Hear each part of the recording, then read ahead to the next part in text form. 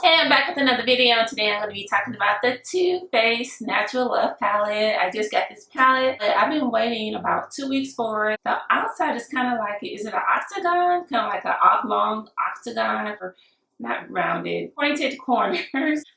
Pointed diagonal corner. I don't know what I'm trying to say. It has weird shaped corners on each side. On the back, it tells you about the Too Faced Love palettes.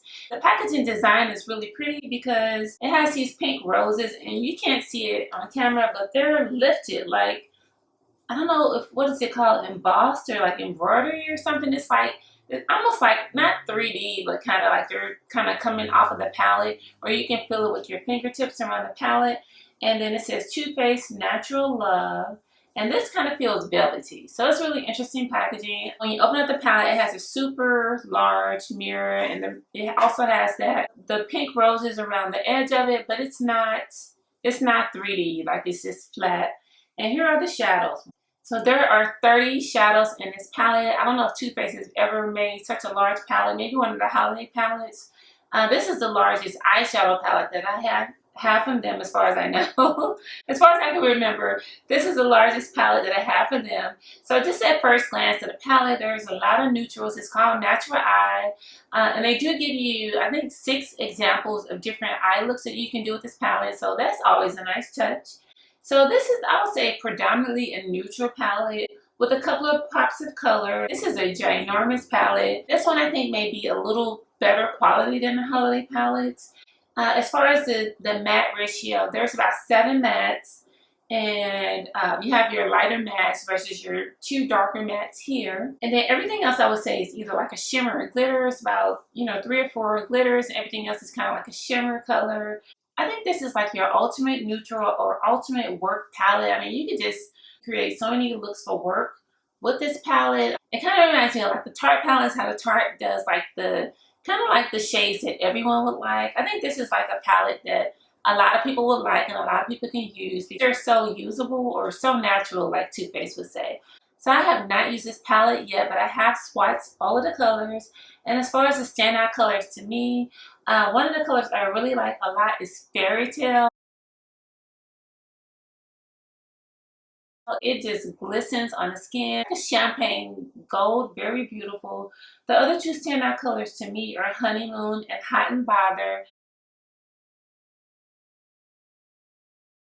I also like Cutie Patootie.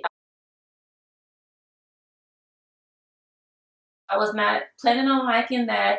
It's like Cutie Patootie is like a shimmery mauve color, like a pinkish mauve. I also like Moonbeam.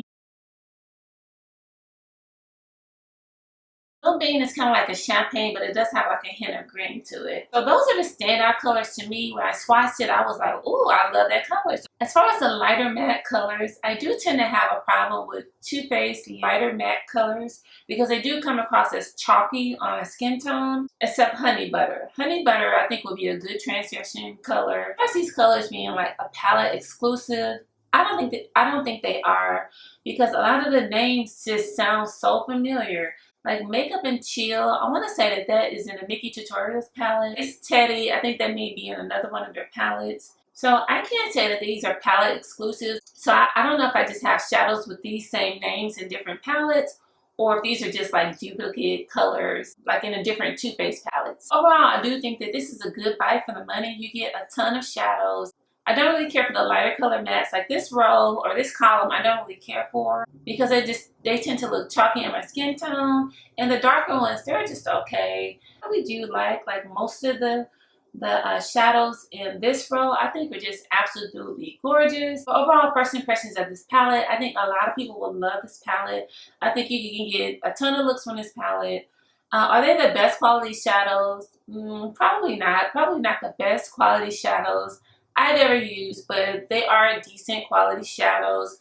There are some standout colors. There are some colors that are very, very beautiful, and there are some colors that you probably already have like in your collection. If I had to do it again, I would buy this palette again. I think it is good value for your buck.